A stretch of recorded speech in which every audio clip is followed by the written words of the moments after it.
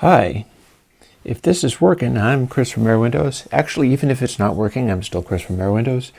But I'm still wrestling with all the crazy tech in the world and having a glorious nightmare of a time getting it all to work.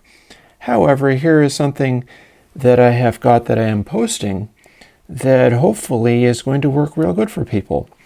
This is the de-esser plugin I've been promising. This is a plugin called DeBess. You are seeing the VST interface out of Reaper rather than the AU interface because Logic has been driving me insane and keeps wanting to install gigabytes worth of loops and things, which I hate. So I'm trying to roll it on Reaper this time. It'll sound the same, if not better, assuming that 64-bit processing sounds better, and we're not going to get into that right now because we have something to demonstrate. This is a little audio clip that I will play with. So I recorded a thing to test this plugin out with and then deleted it somehow. So I'm having to do it over again at the last minute, and that is most extremely frustrating. But I do believe I can at least demonstrate the deal with what the de-esser plugin is supposed to be able to do. And that is just what I'm going to do. Ta-da! Turn it down a touch, talk over it, and so here's the things we can do. I recorded a thing to test this plugin out with and then deleted it somehow. So I'm having to do it over again at the last minute, and that is... Here is a new feature. Sense Mod. Deal with what the de-esser plugin is supposed to be able to do. Now you can hear what it's removing from the audio. And with all these settings down to 0, it doesn't really do anything. Depth is simply the amount of de-essing that you're applying. And you can set it to 0 for a full effect. I do believe I can at least demonstrate. Filter lets you take off only the highs of the esses that you remove, but the one you're going to be interested in is called sharpness. So I recorded the thing to test this plugin because this was what gets us the previous behavior and beyond. DeEss uses this interesting kind of algorithm and sort of analyzes the sound to look for like up-down squiggles that are sufficiently sharp, and it's kind of trying to fixate on only the very brightest sounds, which S's are generally going to produce. So what we get in this sort of default way, and even with intensity not all the way up, it'll still kick in from now and then, we're going to get some of the S's directly in there. And if we take the sense mod back off again. So I recorded a thing to test this plugin out with and then deleted it somehow. So I'm having to do it over again at the last minute, and that is most extremely frustrating. But so that is our de-essing behavior that we had before on the plugin called DeEss. Here's why it becomes DeBess. We start turning the sharpness up. See, if we've got intensity way up, you can hear that it's interfering with other parts of the sound. So I'm having to do it over again. In fact, I can even turn it down below the sensitivity of the previous one. And if we set this to direct output, what we get is a super wiped out sound. And if we start turning this up, it's looking at a longer window. And it's looking at a longer window that is less sensitive to other sounds that aren't the S's. So as you can hear, you start getting S's jumping out real hardcore. And that's only at sharpness of about 0.18 or so. Then as we continue to do it, we continue to exaggerate the effect until it's rejecting almost everything. And this will still kick in, but you do need to turn the intensity up fairly high. I've been asked about the behavior with 96K, and I'm not completely sure how that's going to work there because it's a sample by sample measurement. So for 96K, basically what you need to be doing is working with a really high quality recording that's just blowing out the top end, and it'll be able to trigger on that. But if you're doing like 96K and working with stuff recorded off of like an SM58 or something, firstly, it's not going to try to behave with that. And secondly, you don't necessarily need to de-ess that all that hard because it's already a moving coil microphone, so it's not providing the problems that this recording can do. And then as we keep turning it, I'll crank it all the way.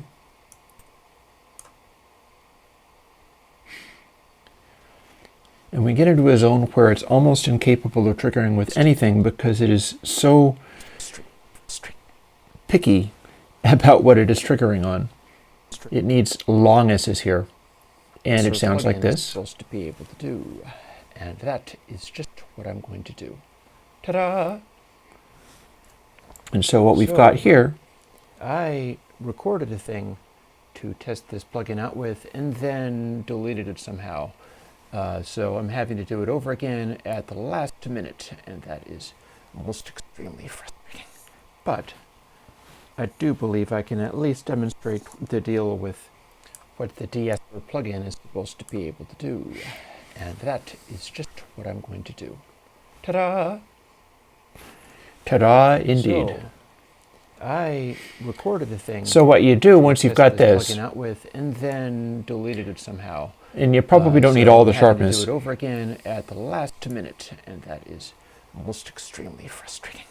But I do believe I can at least demonstrate. What we do then is what the de-esser plugin is. We use filter so that we're not wiping the entire sound as soon as the S kicks in. Instead, we're just rolling off the highs where relevant. And we can also use depth to not duck it quite as far if the filter is not enough.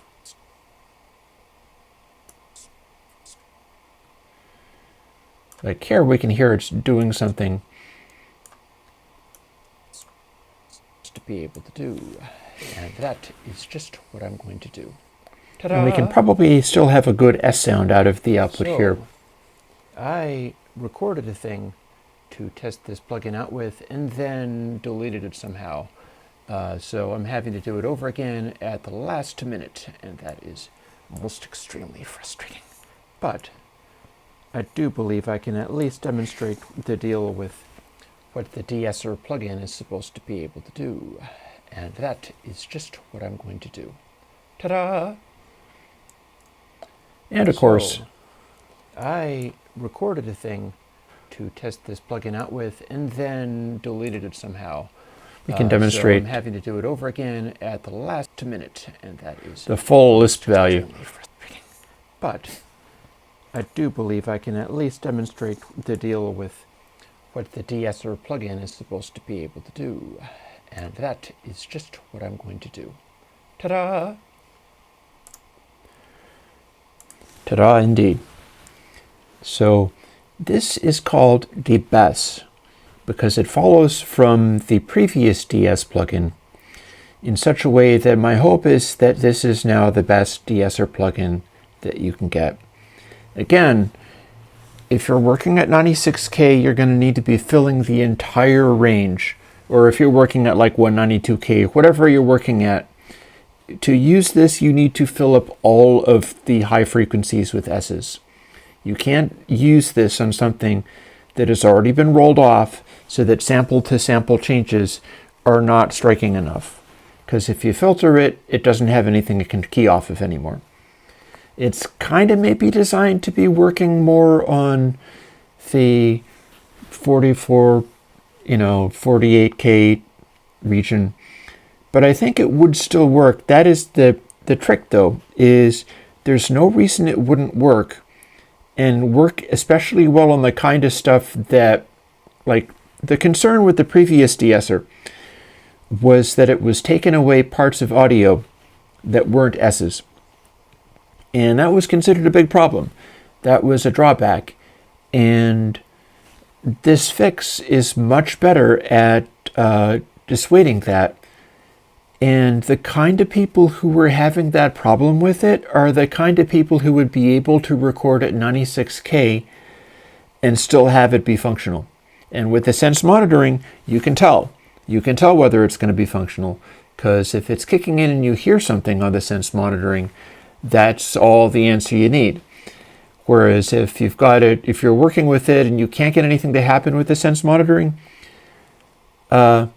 even cranked up all the way, then maybe you're trying to remove S's that are not that much of a problem as far as insane high frequencies are concerned. Because that's the thing about de-essing, is that its real purpose is for when you're working with a little microphone, like for instance, this lapel mic, a condenser microphone of some kind, that is so tiny and focused in high frequencies that it just blows up the highs, and S's are way louder than everything else. The Airwindows DeBess ought to work really well for stuff like that. And people who were doing that kind of ultra high-end vocal recording, where they're like, it is taking away from the high frequencies of the voice just a tiny amount, and that is unacceptable.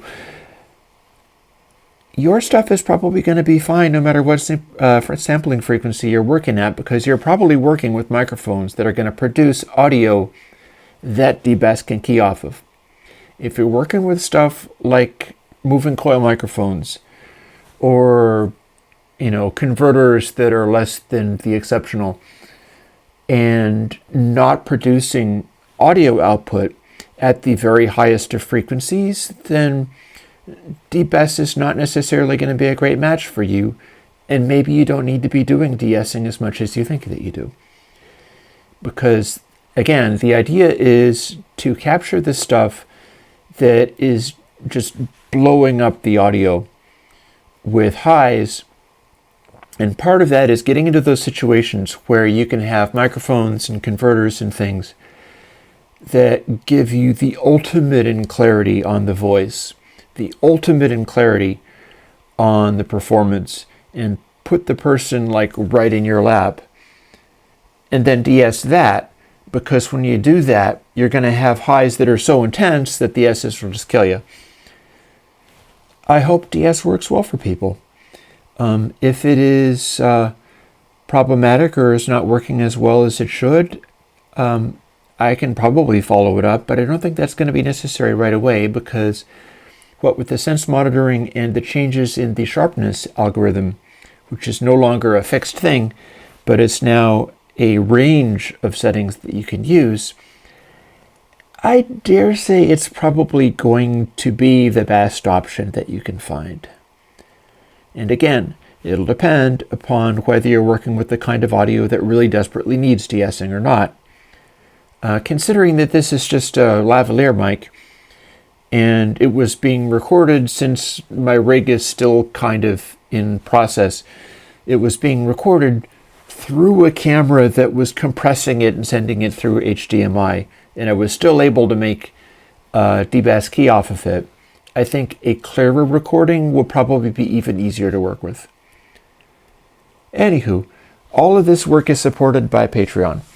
So I get to, as you've seen with the camera and stuff, and my struggles in getting the camera up and running and learning how to use it, I get to throw that stuff behind my presentation to you, and I get to keep making more plugins rather than having to stop with, for instance, the original DeEss.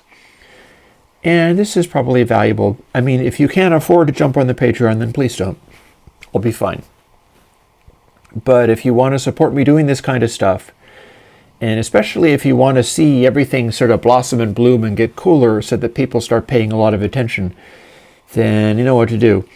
go on Patreon and pretend that you're buying a plugin at $50 a year and sign up for roughly $50 a year or so for however many plugins it is that you would be buying if you were buying them outright. And yeah, that's about all I've got for today. So I will talk to you later. Bye-bye.